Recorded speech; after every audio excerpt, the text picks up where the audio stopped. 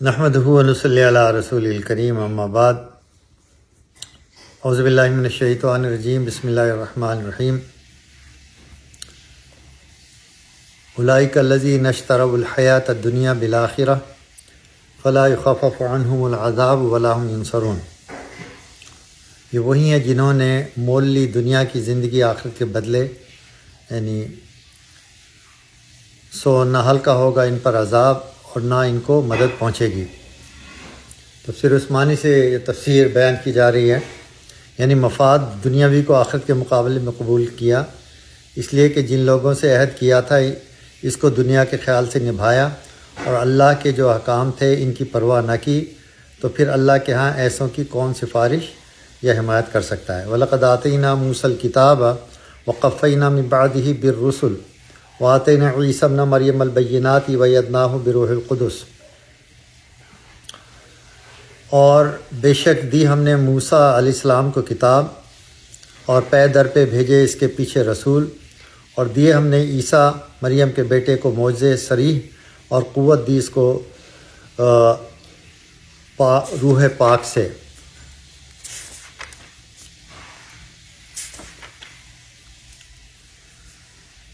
اللہ اکبر کبیرہ۔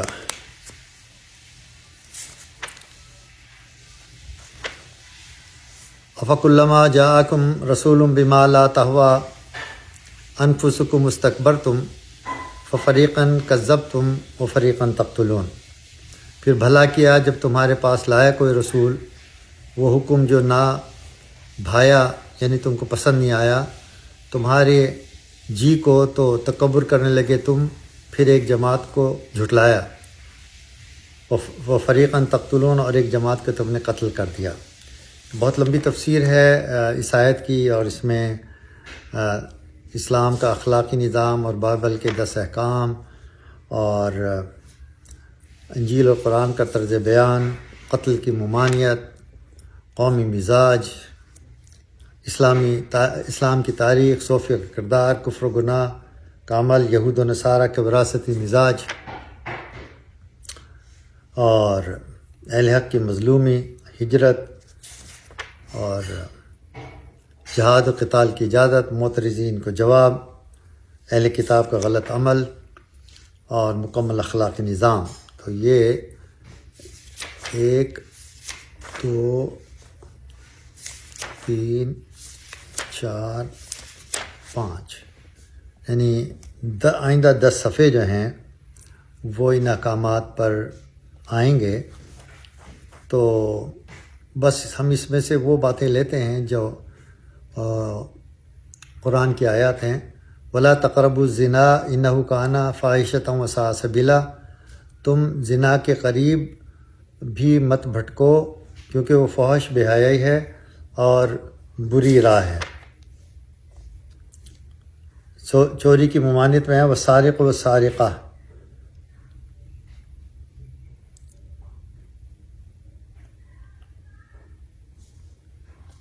میرے خیال سے ہم بجائے اس کے کہ اس کو اسکپ کریں، اپنے نفع کے لیے پڑھتے رہیں گے، کئی دن لگ جائیں گے، لیکن حضرت موسیٰ علیہ السلام کے معجزے، مردوں کو زندہ کرنا، ابرص وغیرہ مریضوں کا صحت یاب ہونا، غیب کی خبریں بتانا، یہ حضرت عیسیٰ علیہ السلام کے کھلے معجزے ہیں، اور روح القدس کہتے ہیں۔ حضرت جبریل علیہ السلام کو جو ہر وقت ان کے ساتھ رہتے تھے، یہ اسم اعظم کی جس برکت سے مردوں کو زندہ کرتے تھے۔ تفسیر عثمانی سے تفسیر نقل کی گئی تھی۔ تفسیر مظہری سے اب یہ تفسیر بیان کی جا رہی کہ موسیٰ علیہ السلام کے بعد یوشع، شموئیل، شمون، داؤد، سلیمان، ایوب، شعیہ، ارمیہ، عزیر، حزقیل، الیسع، یونس، زکریا، یحییٰ اور الیاس وغیرہ علیہم السلام پیغمبر ہوئے ہیں۔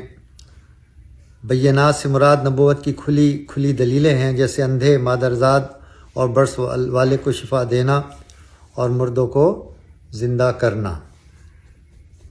بعض مفسرین نے کہا ہے کہ روح سے اسم اعظم مراد ہے، جس کے ذریعے عیسیٰ علیہ السلام مردوں کو زندہ کرتے تھے اور لوگوں کو عجائبات دکھاتے تھے۔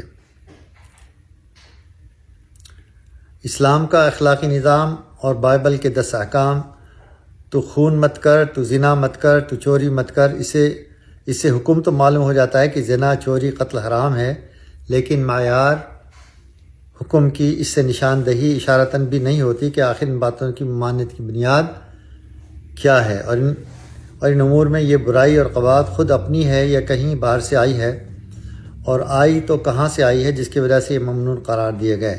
خلاصہ یہ کہ فعل کے اچھے برے ہونے کی معیار یہ علت ہوتی ہے، اور علت کے اچھے برے ہونے پر حکم کی نوعیت موقوف ہوتی ہے۔ اگر علت اور حکم اچھا ہے تو حکم اجازت کا ہو جائے گا، اور اگر علت بری ہے تو حکم ممانعت کا ہو جائے گا۔ اس لیے حکم کی نوعیت بالآخر علت کے حکم کی نوعیت پر دائر ہے، جو حکم کے لیے روح اور جڑ کا درجہ رکھتی ہے۔